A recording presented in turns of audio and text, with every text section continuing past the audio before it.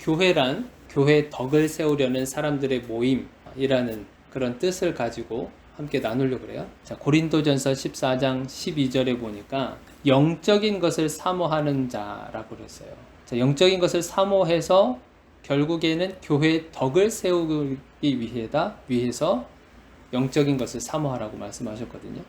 그러니까 영적인 것이 뭘까? 자, 고린도전서 12장 1절을 한번 보세요. 자, 형제들아, 신령한 것에 대하여 나는 너희가 알지 못하기를 원하지 아니하노니. 자, 신령한 것. 자, 영적인 것을 우리가 신령한 것이라고 우리가 생각할 수 있어요. 자, 그런데 고린도전서 12장 1절에 신령한 것이라고 하면서 그거를 어디로 연결시키냐면 성령의 은사로 연결을 하고 있어요. 자, 12장 4절 한번 보세요. 자, 은사는 여러 가지나 성령은 같고 하면서 성령의 은사들을 쭉 나열하고 있어요.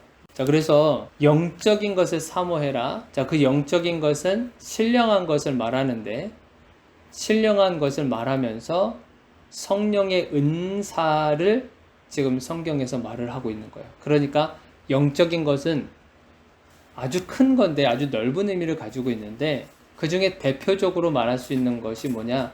성령의 은사다라는 거예요. 영적인 것은 곧 성령의 은사를 말한다는 거예요. 그러면 성령의 은사에는 과연 무엇이 있는가라고 하는 것을 우리가 궁금할 수 있어요. 그럼 성령의 은사가 뭔지 우리가 고린도전서 12장 자 8절 한번 보세요. 어떤 사람에게는 성령으로 말미암아 지혜의 말씀을, 자, 은사 중에 지혜의 말씀이 나오죠. 그리고 어떤 사람에게는 같은 성령을 따라 지식의 말씀을, 지혜의 말씀 그리고 지식의 말씀. 자, 어떤 사람은 참 지식이 풍부한 사람들이 있어요. 정보를 많이 아는 사람들도 있고, 그런 지식이 풍부한 사람들도 있고, 또한 지혜, 그러니까 지식만 가지고 있는 게 아니라 이것을 활용하고 그런 모습들도 있는 거예요. 그게 이제 성령의 은사로 하나님이 주시는 거라 그랬죠. 9절도 보세요. 다른 사람에게는 같은 성령으로 믿음을. 믿음이라고 하는 것도 성령의 은사. 그러니까 하나님에 대한 절대적인 믿음. 이것도 하나의 은사로 들어가는 거예요. 그리고 계속 보시면 어떤 사람에게는 한 성령으로 병 고치는 은사를. 옛날에 참 기도원에서도 그런 일들이 있었죠. 병 고치는 은사가 있어서 사람들이 그쪽으로 많이 몰려가기도 했어요. 실제적으로 병이 낫는 역사가 일어났고, 그리고 선교지에서도 지금도 그런 일들이 벌어지고 있어요. 그러니까 병 고치는 은사. 자, 그거를 받은 사람도 있고. 자, 10절도 계속 보세요. 어떤 사람에게는 능력 행함을, 하나님이 어떤 능력을 주셨는데 그것을 가지고만 있는 게 아니라 실행하는 능력이에요. 가지고만 있는 게 아니라 그 계획을 하고 어떤 뭔가를 하겠다고 목표를 잡고 있으면 그것을 실행하는 능력, 추진력이라고 하죠. 그런 것을 행하는 사람들이 또 있다는 거예요. 은사로. 그래서 교회 안에서도 보면 어떤 행사나 이런 것들을 계획하고 있을 때 그냥 탁상 공론처럼 테이블에 앉아서 얘기만 하는 사람이 있고, 또 그것을 실천으로 옮기는 사람들이 있단 말이에요. 옮기는 사람이 없으면, 실천하는 사람이 없으면 그냥 말로만 주고받고 이걸로 끝나는 거예요. 자, 그리고 어떤 사람에게는 예언함을, 하나님의 행하심을 예언하고, 자, 그런 것도 은사로 들어가고, 어떤 사람에게는 영들 분별함을, 영을 분별하는 거예요. 이게 사탄으로부터 온 생각인지 아니면 하나님의 생각으로 온 것인지, 이걸 분별하는 사람들이 있어요. 교회 안에서도 보면 이걸 잘 하는 분들이 있단 말이에요. 영을 분별하는 것. 그것도 하나님이 주신 성령의 은사로 들어가요. 자, 그리고 다른 사람에게는 각종 방언 말함을, 방언도 성령의 은사죠. 자, 그리고 어떤 사람에게는 방언들 통역함을, 방언을 통역하는 사람들이 있어요. 그래서 방언만 하는 게 아니고 그것을 듣고 통역을 해주는, 그것도 성령의 은사로 주시는 거죠. 자, 고린도전서 12장에서는 그렇게 성령의 은사에 대해서 이야기를 해주고, 자, 이번에는 로마서 12장 6절에서 8절. 자, 6절 한번 보세요. 우리에게 주신 은혜대로 받은 은사가 각각 다르니 혹 예언이면 믿음의 분수대로. 자, 예언하는 사람들도 나오죠. 예언하고 믿음의 분수대로, 그리고 7절 보세요. 혹 섬기는 일이면 섬기는 일로. 섬기는 것도 은사예요. 교회 안에서도 이런 걸 참 잘하시는 분들이 있어요. 그리고 혹 가르치는 자면 가르치는 일로. 가르치는 것도 성령의 은사인 거예요. 가르치는 걸 잘하는 사람들이 있죠. 자기가 배운 것을 잘 가르쳐주는 그런 은사. 그리고 8절 보면 혹 위로하는 자면 위로하는 일로. 위로하는 것도 성령의 은사. 어떤 사람이 참 힘겹고 어려운 일이 생기거나 막 이렇게 했을 때 같이 위로해주고 같이 공감해주고 하는 그것을 잘하는 사람들이 있어요. 자, 그리고 구제하는 자는 성실함으로. 구제도 성령의 은사인 거예요. 구제하는 거. 그리고 다스리는 자는 부지런함으로. 긍휼을 베푸는 자, 긍휼함, 그런 마음을 가지는 사람도 성령의 은사로 나타나게 돼요. 자, 그래서 로마서에서는 이렇게 성령의 은사가 어떤 거가 있는지 그렇게 얘기를 해주고, 또 한 군데 더 볼게요. 에베소서 4장 11절. 자, 그가 어떤 사람은 사도로, 어떤 사람은 선지자로, 그리고 어떤 사람은 복음 전하는 자로, 어떤 사람은 목사와 교사로 삼으셨으니. 자, 그래서 성령의 은사로 교사직분을 감당하시는 분도 있고 목사직을 감당하는 분도 있고, 그러니까 성령의 은사로 그렇게 주셨다고 하는 거예요. 자, 그래서 교회라는 거는 교회의 덕을 세우려는 사람들의 모임이라고 그랬는데, 그 덕을 세우려는 사람들에게 하나님께서 성령을 주시면서, 그 성령은 죄를 회개했을 때 주시는 선물이에요. 자신의 죄를 회개했을 때 성령을 주시면서 거기에 사람들에게 맞는 은사들을 다 주신단 말이에요. 누구나 다 은사들이 있어요. 그 은사들을 가지고 어디에 사용하냐? 교회의 덕을 위해서 사용한다고 하는 거예요. 자, 그런데 그것이 목적이어야 되는데, 자, 교회의 덕을 세운다고 하는 건데, 우리가 지금 교회라는 것을 살펴보았잖아요. 교회가 예수 그리스도라 그랬잖아요. 교회의 머리가 되시고 몸이 되시는 분이 예수 그리스도. 그러니까 교회는 예수 그리스도 자체잖아요. 교회의 덕이라고 하면 결국에는 예수 그리스도의 덕을 말하는 거예요. 예수 그리스도의 덕을 말하는 건데, 이것을 자칫 잘못 사용하시는 분들이 있단 말이에요. 이 성령의 은사를 교회의 덕을 세우려고 하는데 쓰는 게 아니라 남용하고 잘못 사용을 해서 자신을 드러내는 일에 쓴단 말이에요. 그러니까 결국에는 자기 자신의 덕을 드러내는 거예요. 예수님의 덕을 드러내는 게 아니라, 그러면서 자기를 드러내고 자기를 자랑하는 거죠. 나는 이만큼 받았다. 그리고 나는 당신들보다 더 영적으로 뛰어난 사람들이다. 이렇게 자랑 삼아서 하시는 분들이 많단 말이에요. 그러니까 영적인 우월주의에 빠져요. 특별히 우리가 고린도전서에는 특별히 예언하고 방언에 대해서도 특별히 얘기를 해요. 그래서 어느 교단에서는 방언을 받았느냐 안 받았느냐에 따라서 그 사람이 성령을 받았냐 안 받았냐 이거를 얘기를 해요.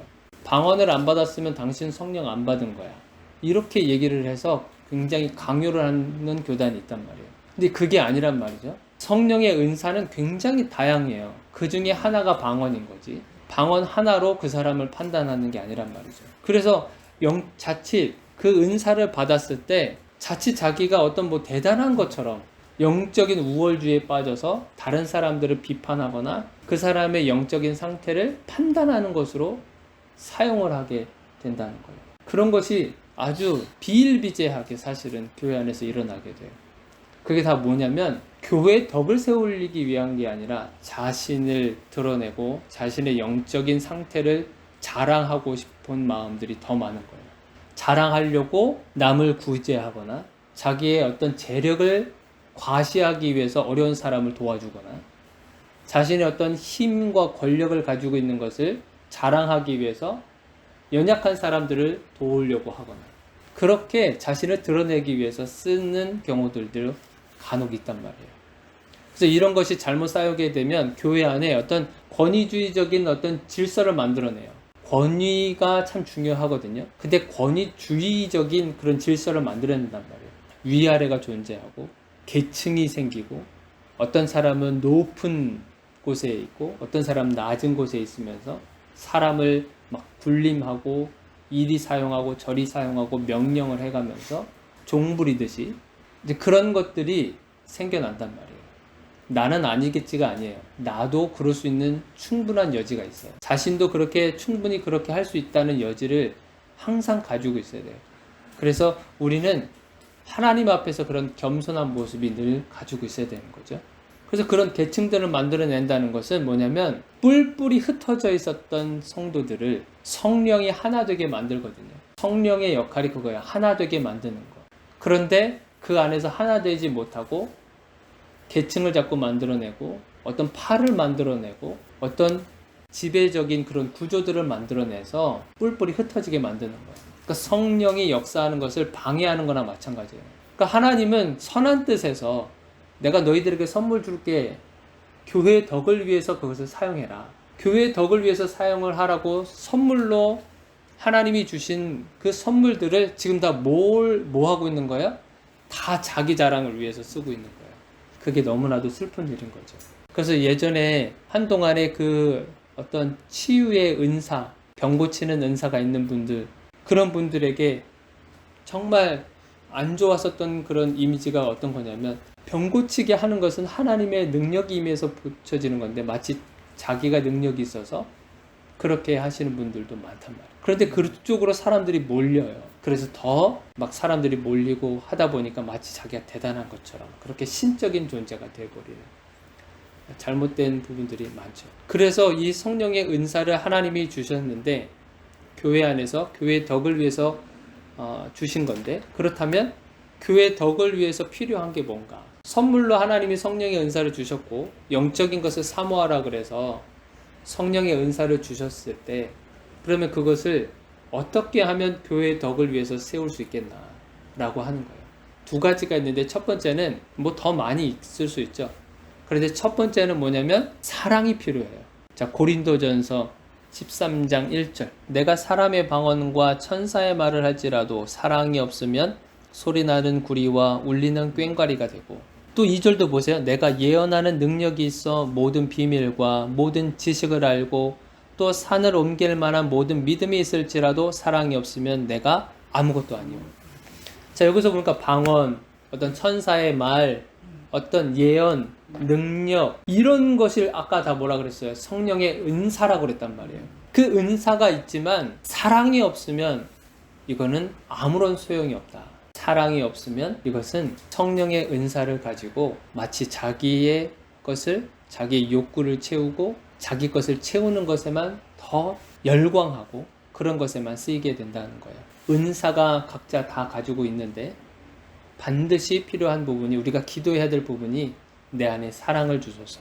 영혼을 사랑하는 그 사랑하는 마음을 주소서. 권면을 할 때도 사랑하는 마음으로 권면해야 되고, 뭔가 저 사람을 베풀기 위해서 필요한 것은 사랑이 필요한 거고, 긍휼한 마음도 사랑이 필요하고, 그 사랑이 바탕이 되었을 때 우리가 받은 그 성령의 은사, 그 영적인 그 은사를 교회의 덕을 위해서 세울 수 있다고 하는 거예요. 쓰일 수 있다고 하는 겁니다. 두 번째 필요한 거는 서로 권면하는 거예요. 자, 데살로니가전서 한번 보세요. 데살로니가전서 5장 11절. 그러므로 피차 권면하고 서로 덕을 세우기를 너희가 하는 것 같이 하라. 자, 데살로니가전서 5장 11절에 보니까 피차 권면하고 서로 덕을 세우기를 그러죠.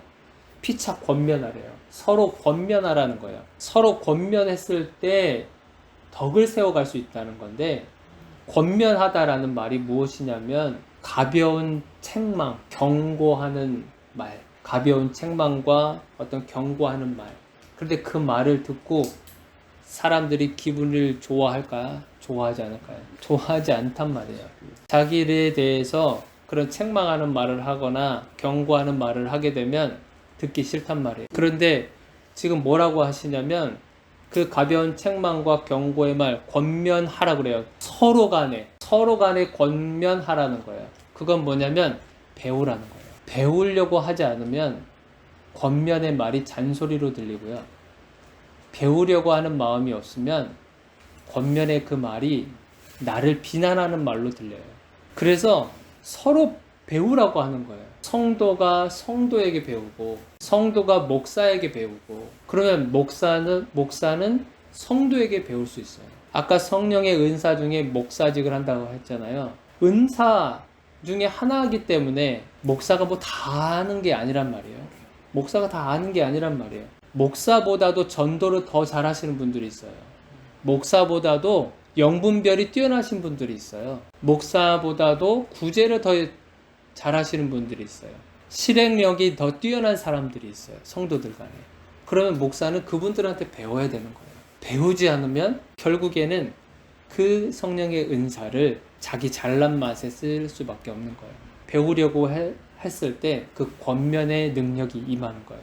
저도 때로는 이 권면의 말이 배우려고 하는 자세가 없을 때는 다 비난의 소리로 들리더라고요. 나를 다 깎아내려고, 내가 한 일이 뭐 잘못됐나? 잘못한 게 뭐가 있나? 하면서 그냥 덮어버리려고 하는 게 있는 거예요. 근데 그게 아니라 뭔가 배우려고 하면 이 권면의 소리도, 이런 경고나 이런 책망의 소리도 다 듣게 된다는 거예요. 대표적으로 누가 그랬겠어요? 다윗이 우리아의 아내 밧세바를 범했을 때 남의 아내잖아요. 그런데 그 밧세바를 자기가 범하고 그리고 그 남편을 전쟁터에 나가서 죽게 만들었단 말이에요. 그것을 듣고 하나님이 나단 선지자를 통해서 다윗에게 그것을 이야기해라. 만약에 다윗이 배우려고 하는 마음이 없었다면 나단 선지자가 하는 그 말을 아마 귀뚱으로 듣지 않았을 거예요. 나단 선지자가 바로 당신이 그런 사람입니다. 그렇게 질책하고 책망하는 얘기를 했을 때 다윗은 배우려고 하는 마음이 있었던 거예요. 내가 진짜 그랬구나. 내가 진짜 그런 사람이었구나. 그렇게 됐을 때 다윗도 살고요.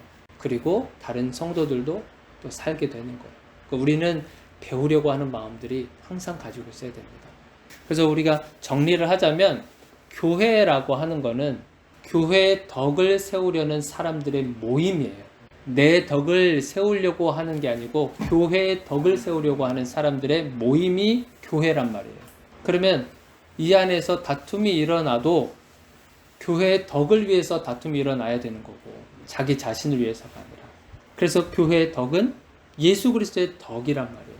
그 덕을 세우기 위해서 하나님은 성령의 은사를 주셨고 그 은사들은 나를 드러내는 것에 쓰임받는 게 아니라 오직 예수 그리스도를 드러내는 그 일에 쓰임받아야 된다.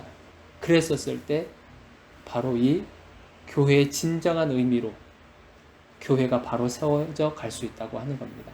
그래서 우리는 사랑과 권면의 말들을 통해서 우리에게 지혜를 가지고 우리가 그렇게 주님 앞에 나아가야 될 줄로 믿습니다. 권면의 말도 들을 만한 사람들에게 들려줘야 되고 그런 지혜가 우리에게 필요한 거죠. 아무한테나 그냥 권면하면 오히려 돌이 돼서 되돌아오는 경우가 많아요. 그래서 우리가 사랑과 권면으로 대할 때 하나님 지혜를 주시옵소서. 그 지혜를 통해서 우리가 교회의 덕을 세워가기를 원합니다. 그런 기도를 가지고 여러분 한 주 동안 살아가시기를 주님의 이름으로 축원드립니다.